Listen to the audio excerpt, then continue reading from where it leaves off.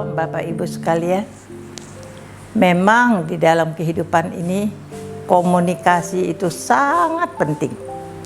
Komunikasi ini sangat penting sebab tanpa komunikasi hubungan bisa menjadi buruk, menjadi dingin, menjadi tidak baik. Tetapi komunikasi itu bisa menjadi baik, bisa pula menjadi buruk. Itu tergantung apa? Tergantung respon setiap kita dalam menghadapi komunikasi itu. Bagaimana respon kita ketika kita mendengar sesuatu, ketika kita melihat sesuatu, ketika kita mengalami sesuatu kejadian? Respon itu menentukan komunikasi yang bagaimana yang akan keluar dari mulut kita. Apakah itu makian? Apakah itu pujian? Apakah itu ucapan syukur?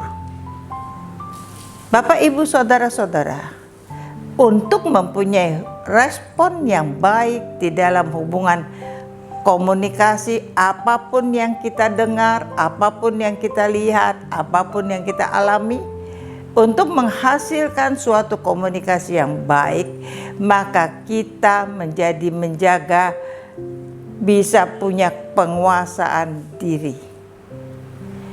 Kita bisa menahan emosi kita dan kita tidak menjadi orang yang egois. Ketika kita tidak punya penguasaan diri, ketika kita tidak bisa menahan emosi kita, maka ketika kita mendengar sesuatu yang buruk yang keluar dari mulut kita adalah kata-kata makian, kata-kata yang tidak baik, sehingga komunikasi yang kita dapat dengan lawan bicara kita itu tidak akan pernah menghasilkan yang baik.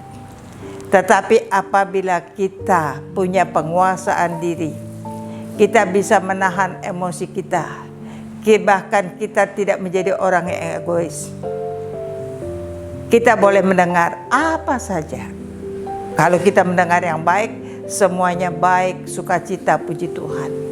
Seandainya kita mengalami yang tidak baik pun, mendengar yang tidak baik pun, mendengar fitnahan atau mendengar apapun, karena adanya penguasaan diri, maka kita tidak emosi, tidak memaki-maki orang, dan kita mengadakan ucapan syukur.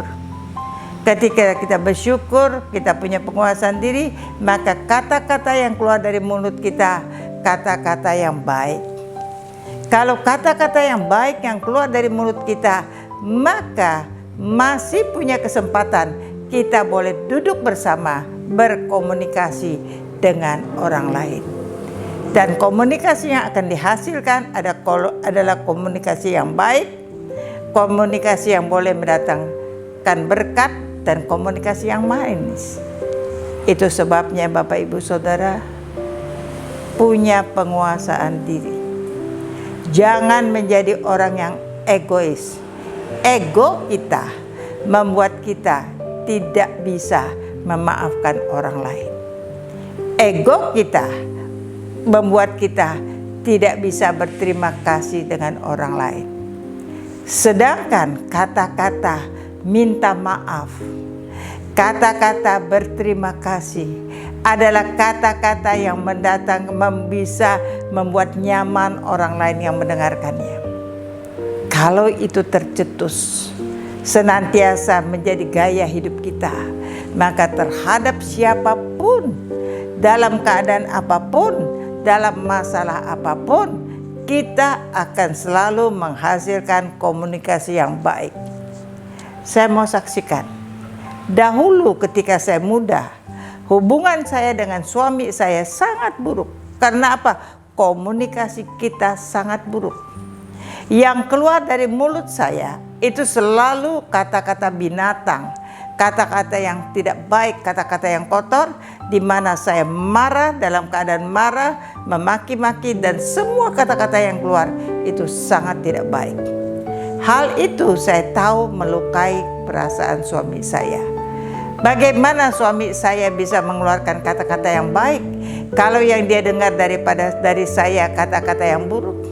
Maka dari itu yang terjadi hari lepas hari adalah pertengkaran, perkelahian, keributan. Bukan dari perkara-perkara yang besar. Semuanya mulai dari perkara yang kecil. Tidak mau mengalah. Dan itu yang membuat komunikasi yang buruk menjadikan hubungan yang sangat buruk.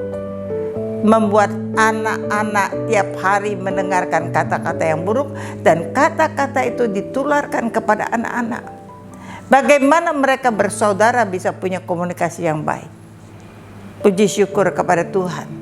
Ketika suatu hari Tuhan tegur saya, ketika Tuhan ingatkan saya untuk tidak mengeluarkan kata-kata yang buruk, tidak mengeluarkan kata-kata yang negatif, dan saya meresponinya.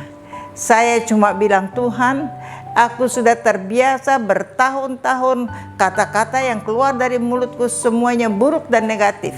Membuat aku tidak punya komunikasi yang baik dengan suamiku, dengan anak-anakku. Dan Tuhan ketika saya berdoa minta tolong, Tuhan cuma taruh satu kata puji Tuhan. Maka apapun yang saya lihat, apapun yang saya dengar, apapun yang saya alami, baik itu yang baik, baik itu yang buruk, baik itu yang membuat saya marah, saya cuma keluarkan satu kata, puji Tuhan. Puji Tuhan. Kalau emosi saya sangat tinggi, saya katakan puji Tuhan, puji Tuhan, puji Tuhan. Saudara-saudara, emosi dan kemarahan dengan keluar kata puji Tuhan tanpa terasa.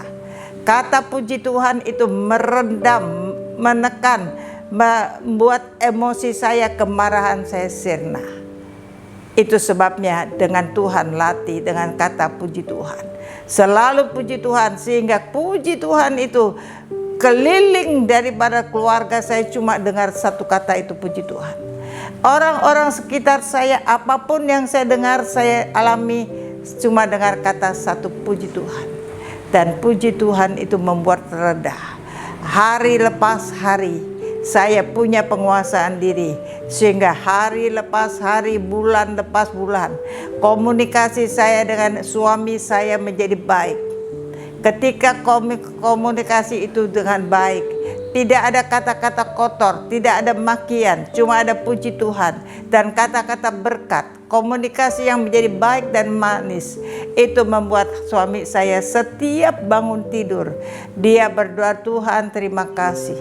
Tuhan berikan kepada saya seorang istri pendamping untuk saya yang boleh menjadi berkat di dalam hidup saya. Mulai dari mulut suami saya keluar kata-kata, Ma, aku mengasihi engkau, aku mencintai engkau dan aku bersyukur.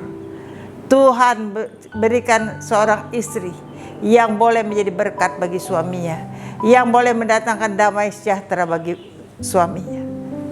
Saudara-saudara, dari mulai komunikasi yang buruk berubah menjadi baik, menjadi semakin manis. Karena apa? Karena adanya penguasaan diri.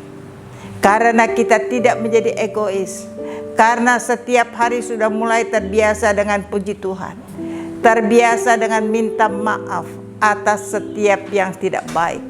Mulai selalu meminta maaf dan mengucapkan terima kasih. Mengucapkan terima kasih kepada setiap orang atas apapun juga. Itu sebabnya hari lepas hari, komunikasi yang baik itu bukan hanya antara saya dan suami saya, tetapi antara saya dengan anak-anak saya, dan antara saya dengan cucu-cucu saya. Di dalam keluarga ini tidak ada lagi kata-kata binatang, tidak ada lagi kata-kata kasar. Yang ada hanya kata-kata berkat. Komunikasi yang baik, komunikasi yang semakin manis, itu yang terjadi di dalam lingkungan keluarga saya. Ayo Bapak Ibu sekalian, kalau pengen ada komunikasi yang baik, komunikasi yang manis di dalam keluargamu, mulailah bukan dari orang lain, dari diri kita sendiri. Kita yang berubah, kita yang berubah menekan emosi. Yang mau melakukan yang demikian, maka bersama dengan saya katakan amin.